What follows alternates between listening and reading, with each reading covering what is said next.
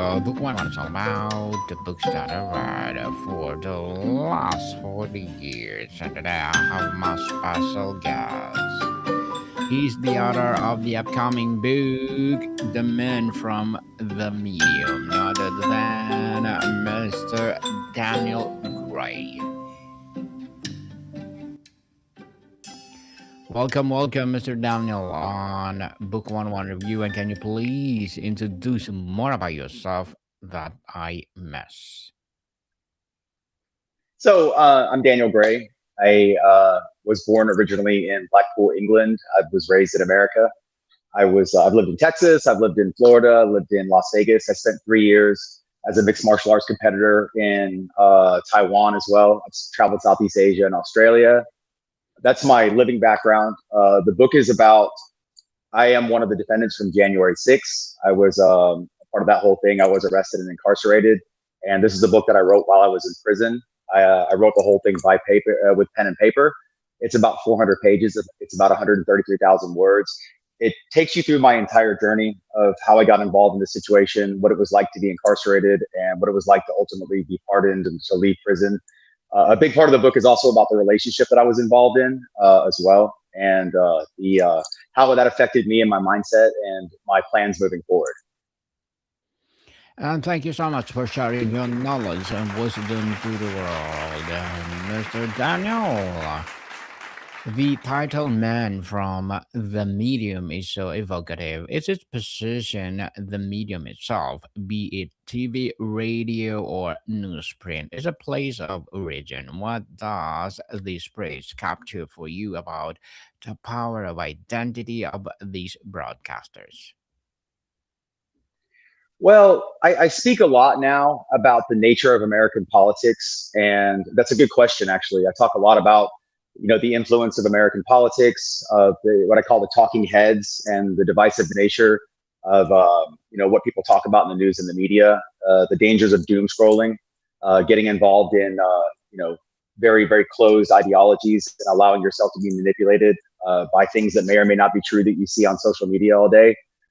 So when I talk about the media and so on and so forth, I talk about it in a way that's cautious. You should be very cautious with what you receive and what you allow yourself to believe these days, because there's a lot of misinformation and there's a lot of people who will guide and steer your perspective.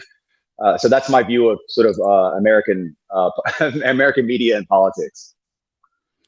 American media. So, if you have to give an elevator pitch for the book's central thesis, what is the most critical thing we understood or forgotten about these iconic figures like Morrow, Cronkite, or Cronkite of their peers?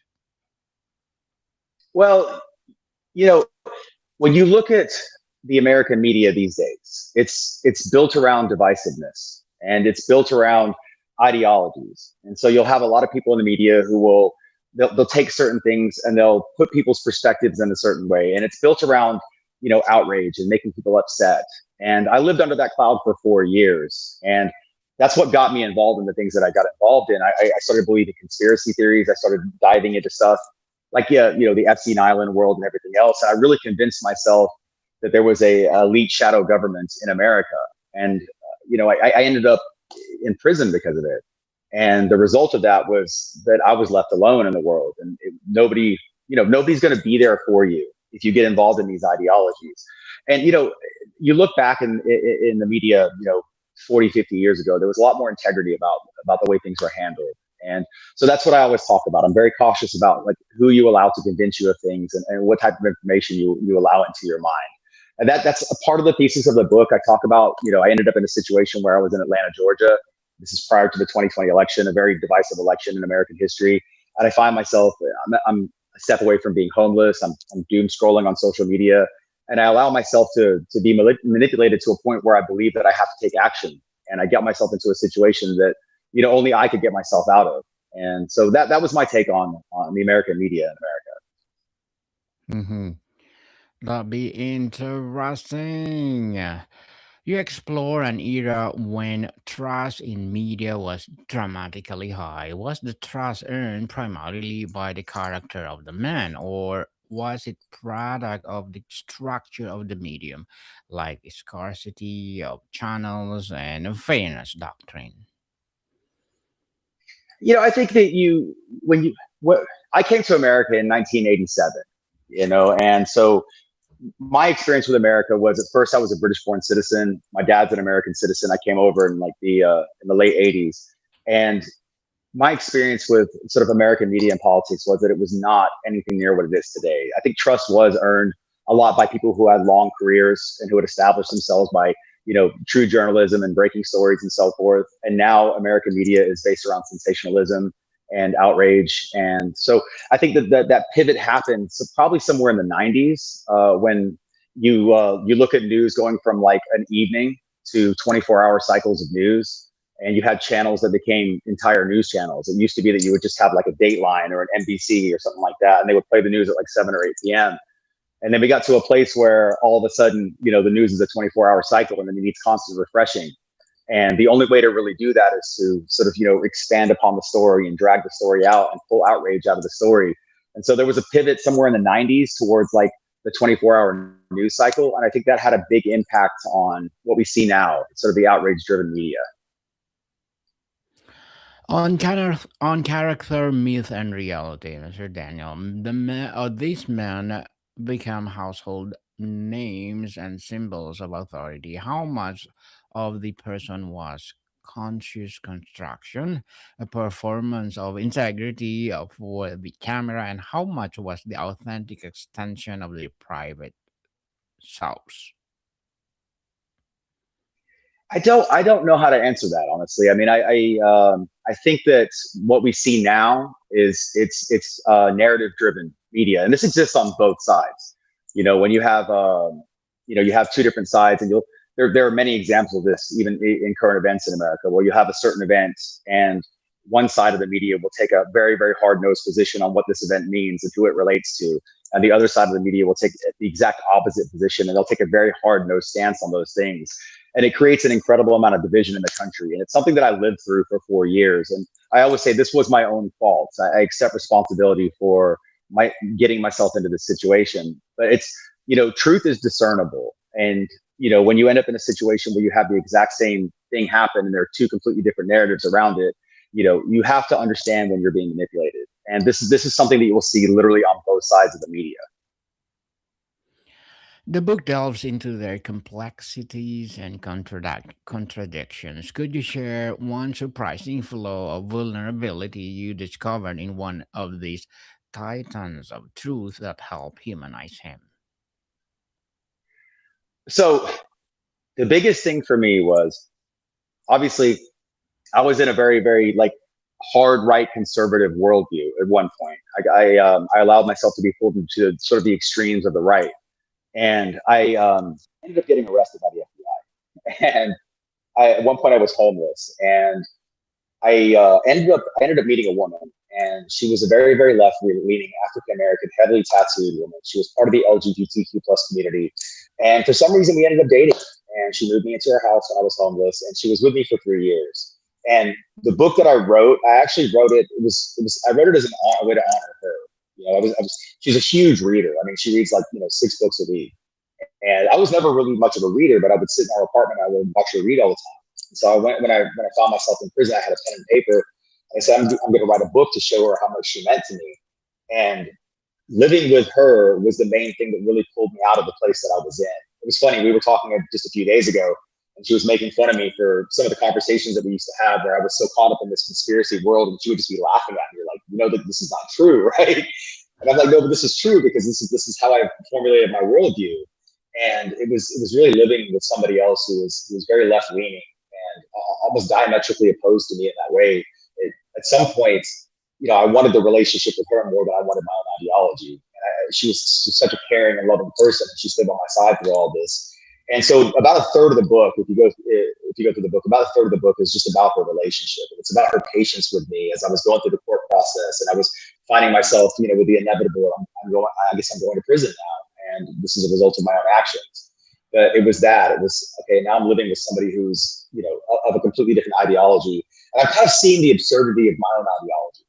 Because this is somebody I'm supposed to hate. This is somebody I'm supposed to be angry at. but she's the only person that's really standing by my side.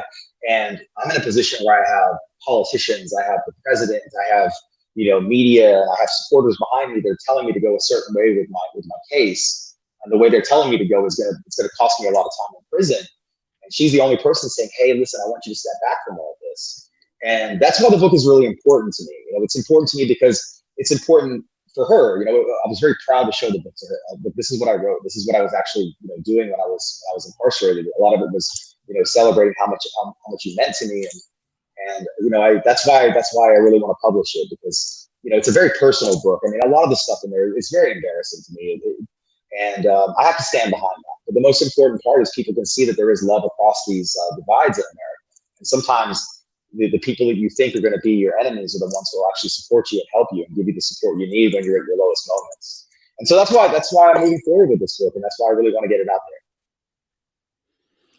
Mr. Daniel, was there a key moment or a decision in one of your career that in your research you found to be far more pivotal or morally ambiguous than the popular myth suggests? I think a big moment for me was when I found myself in a position where it only made sense to plead guilty and accept responsibility for my actions. I I had a long history of mistakes that happened before I got myself involved with the federal justice system. A lot of them were very personal and they were self-caused. And I was in a place of denial for years. We tend to externalize our suffering and place it on somewhere else. And I think that's what I did. I went through a tough divorce. I ended up homeless. I had an overdose that I went through, and I allowed all this bitterness and anger to sort of ferment in me, and it created a person that was very toxic and very angry and upset all the time. And the truth was, the pivot moment that we talk about was when I found myself, with this woman, and she was standing by my side, and I got to a place where I was like, the inevitable is going to happen. I'm not going to beat this case. I've made some mistakes, and this is going to come. At some point, it's going to come to a fruition. And I had to look at myself and say, wow, I've caused a lot of problems, and I've caused a lot of suffering in my life and other people's lives. And just seeing how it affected her too was a big part. So I think a big pivot for me was, okay, look, let's go ahead and let's move forward. Let's accept responsibility for the mistakes we've made, and let's rebuild a new life. Let's rebuild a new life. Yeah. On power, influence, and responsibility, these men wielded immense, almost unchallenged cultural and political influence. In today's terms, we were they more like supreme influencers or unreelected statesmen? Did the power ever corrupt or distort their mission? As far as influence, there are rabbit holes that you can go down on social media, and sometimes it comes from the top. Sometimes it comes from the highest level of authority in America, and sometimes it comes from your own desire to want to seek the truth. And so you get into a position where you start scrolling and scrolling. And I tell people all the time, one of my favorite Bible verses is, God is not the author of confusion. And if you allow yourself to go to a place where you dig into confusion and you keep scrolling into places, you're never going to get an answer. And if you base your life upon things that are not knowable or not true in your own world, you're going to end up in a place where you're just completely confused and you're completely angry and upset and you have no idea what the truth actually is. And that's what happened to me. And I had to pull myself back and say, what do I know that is true? And once you identify that the most important, for me, once I identified that the most important thing in my life is what's actually knowable, what's around me, the people that I deal with daily, what I'm doing in the world, what's positive that I'm doing, that changes everything. When you externalize your morality to somebody else or to a talking head, I mean, it can be anybody. It can be the president. It can be politicians. It can be friends. It can be social media influencers. But if you allow yourself to go to that place, it's going to take you to a place that you're going to have a hard time getting out of intellectually. Mr. Daniel, you write a book, Them Navigating the Pressure of Sponsors, Network, Executive, and Government during events like Red Scare or Vietnam. What was the most difficult ethical you saw one of them walk?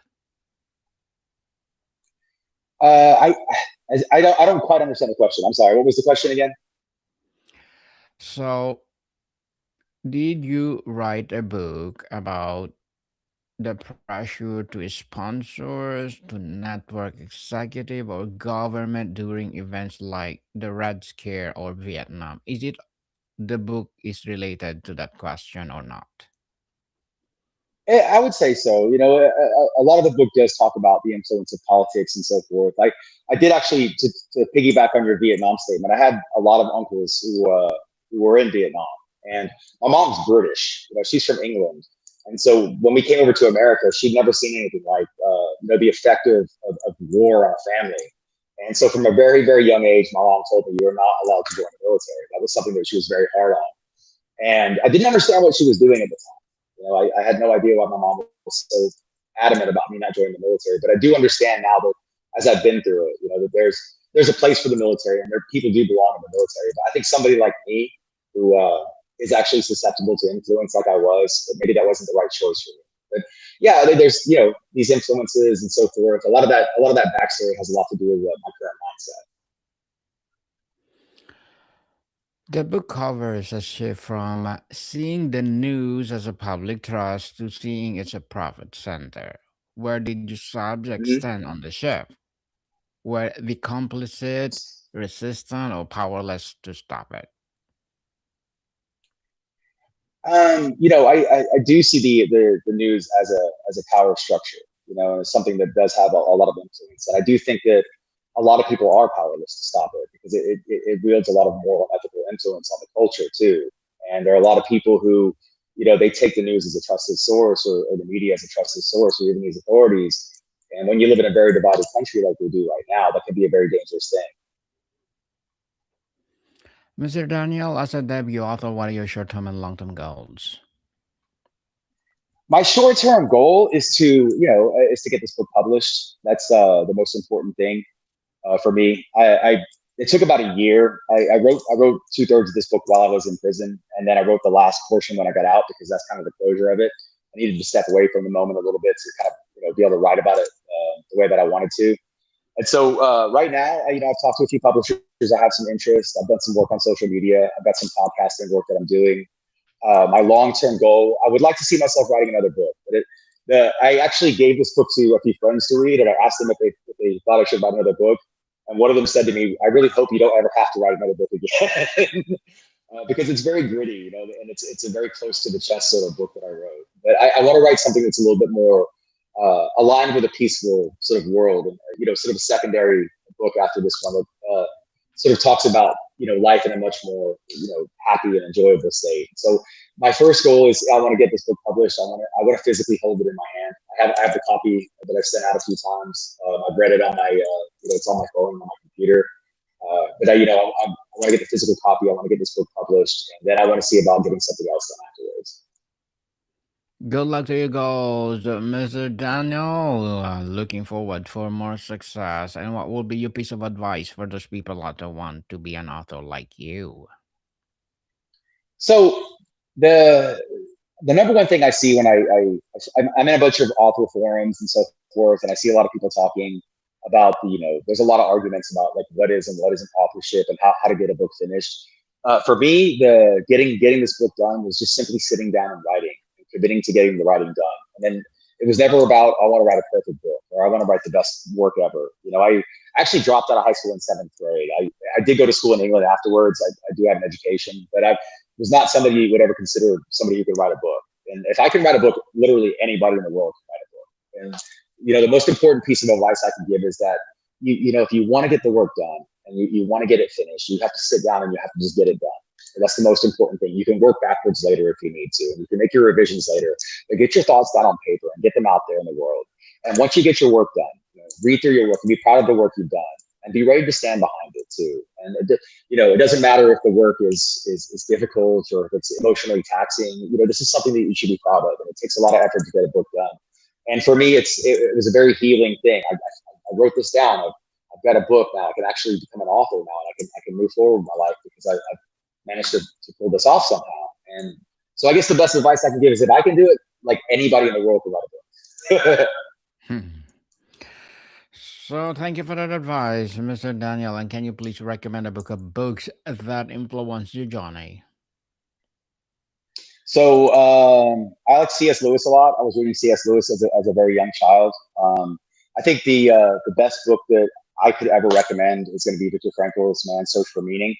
That's it's not even a long book. It's like 170 pages, I think. But it talks about the most important thing that a person can ever have in their life is a quest for purpose or for meaning, and that sometimes suffering is inevitable.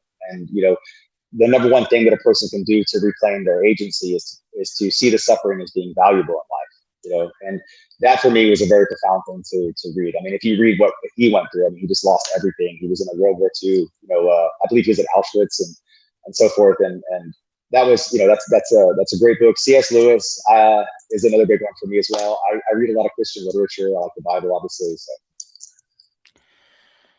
Well, thank you for that recommended book. Mr. Daniel, the book is not just a biography, it's also a meditation on changing America. Or how do you balance telling these individual life stories and painting the larger cultural and technological canvas? yeah, I would say that's very true. I mean, what I sat down to write was just a book. I mean, I was just a honestly, it was just a book to write for the woman I was with when I was going through all this. But I talked about the struggles of being in prison and the hopelessness of that a lot of people go through when they deal with long term incarceration. I talk about my interactions with other inmates and just the necessity of not ever ending up in a situation like that. What happens to a man when he loses everything? Because once you're incarcerated and you've spent about 2 or 3 years in prison, you've lost everything that you've ever had on the outside, and you see that over and over again. And so that a lot of some of it's political. It's actually not very political at all. I mostly talk about my own mindset and what got me into the situation, but then it's really just kind of a biography about what happened along the way and the people that I met. And that's why it's called The Men from the Medium. It's actually about men who came from the medium prison, and they were men who had been incarcerated for 20 years. And I was very impressed with how they handled their struggles and how they dealt with a situation where they probably wouldn't see freedom for another 10 or 15 years. We often discuss the loss of trust in the media today. Based on your study, what is the single most important ingredient for rebuilding the trust that these men exemplified? Well, the number one thing that I saw was, you can end up in a situation where life seems utterly meaningless. I mean, prison it's essentially the same day over and over again for as long as you're in there. And I met men who were sentenced for drug possession charges, and they would end up in prison for 25 years because of the nature of the three structure outlaws. And these guys they're 55 and 60 years old now, and they would be in church every day, and they would work out every day, and they would find purpose and joy. And a lot of them were just some of the most grounded and impressive people, because at some point they'd learned to separate their emotions from their circumstances. And okay, well, I'm in prison, but that doesn't mean I can't exercise, take care of myself, find something to do, go work at Unicorn, and find a purpose in life, even in a situation that's incredibly difficult and maybe even unfair. And that was huge for me because I'd gone through this situation for years where I was so upset with everything, and I'd gone through my own set of circumstances and turmoil. I thought that life was just incredibly unfair, and I thought that life was being unfair to me. And then I meet people who had circumstances that were far more unfair than mine were, that they were grounded and they were principled, and they were separated from their emotions. And I'm like, wow, that's one of the most impressive things I've ever seen, is to end up in a situation that seems hopeless and to be joyful, and to be studying of the Bible, spending time taking care of yourself physically, and just every interaction with them is positive and nice. And I'm like, wow, that's amazing to be able to do that. So that was huge for me. That was wow. You can find purpose in prison. You can find purpose anywhere in life. In the 20th century was this era of the men from the medium who are what are defining forces of the 21st century media landscape. Is these platforms, the algorithms, or a new kind of media personality? Hmm. Yeah, this is true. The algorithm rules all. I do some stuff on social media, so I do understand how the algorithm works. And the one thing I've learned is that you cannot live your life by an algorithm, because the algorithm is it's only gonna take you wherever it wants you to go. And so you might think that you're in a very, very robust area of thought, You might think, oh wow, I'm exploring things and I'm opening my mind, but really you're being curtailed and you're being driven by the algorithm. The algorithm is going to learn you and it's going to tell you what you want to hear. And so if you allow yourself to be driven by metrics on social media, if you're a content creator or if you're somebody who explores social media, you're going to find yourself in a very narrow worldview. For a young person today aspiring to have a principled impact through media, what is the most valuable lesson they should take from the success and perhaps the failure of the figures in your book? What I would say is, if you want to have success on social media, this is not going to be good advice. But if you want to have success on social media, you need to drive outrage. You need to, do things that are going to push content and are going to spike adrenaline and so forth. And that's the modern tragedy of American media and American social media is the easiest pathway to success is always to find somebody who's upset or who's highly engaged with your content because it reaffirms their worldview.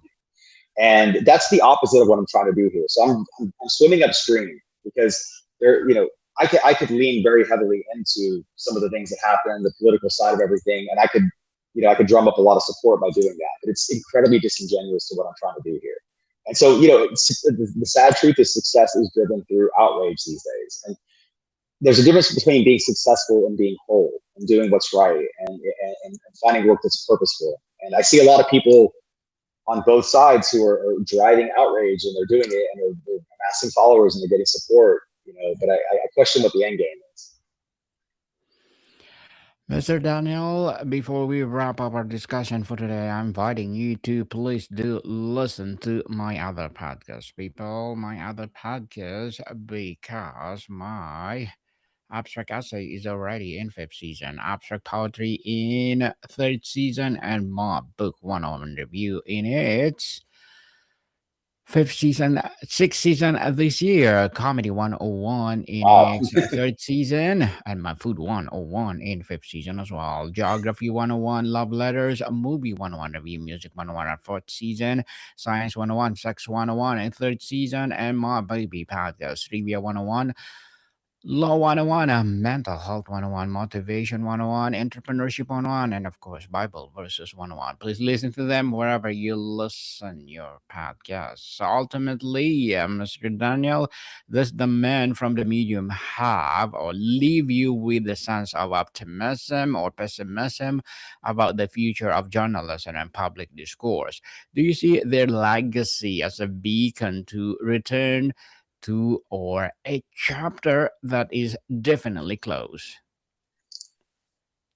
No, I'm actually very optimistic, but my optimism comes more from, real interactions.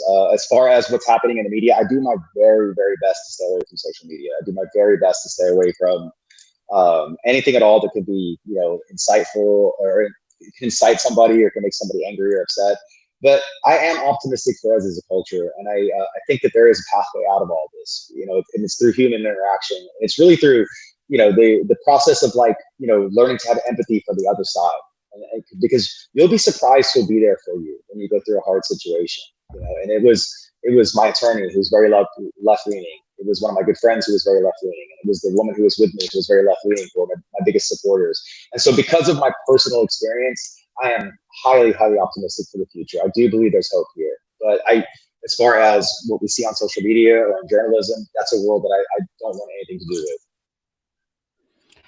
Mr. Daniel Gray, thank you so much for sharing your knowledge and wisdom to the world. So, can you please invite our listeners to support your advocacy, your book, or whatever projects that you're doing right now? Thank you very much. I greatly appreciate being on the show.